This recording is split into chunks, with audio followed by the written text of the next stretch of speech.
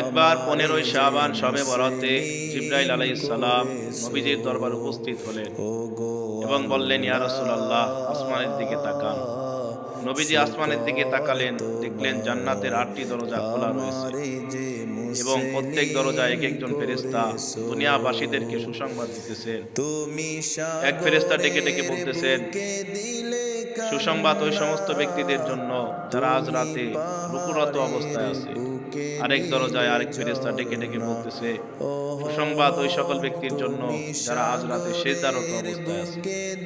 আরেক দরজায় আরেক ফেরেশতা দাঁড়িয়ে সুসংবাদ দিতেছেন, সুসংবাদ ওই সমস্ত ব্যক্তিদের জন্য যারা আজ রাতে দোয়ারত অবস্থায় আছে। আরেক দরজায় আরেক ফেরেশতা ডেকে ডেকে বলতেছে, সুসংবাদ ওই সমস্ত ব্যক্তির জন্য যারা আজ রাতে নিজের গুনার কথা স্মরণ করে আল্লাহ তাআলার দরবারে ক্রন্দন করতেছে। এভাবে 8 দরজায় 8 জন ফেরেশতা দাঁড়িয়ে দুনিয়াবাসীকে সুসংবাদের বাণী শোনাইতেছেন।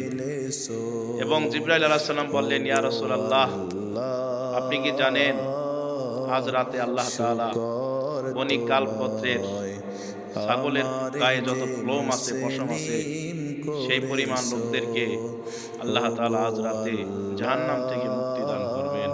সুবহানাল্লাহ। তাই আসুন আমরা এই বরকতময় রাত যেন আমাদের থেকে হাতছাড়া না হয়ে যায়, এ রাতের ফজিলত থেকে যেন আমরা বঞ্চিত না হয়ে যাই, সেদিকে আমরা সজাগ দৃষ্টি রাখবো। আল্লাহ তাআলা এই রাতটিকে আমাদেরকে ইবাদত বন্দেগীর মাধ্যমে পালন করার, কাটানোর তৌফিক দান করুন। আমিন।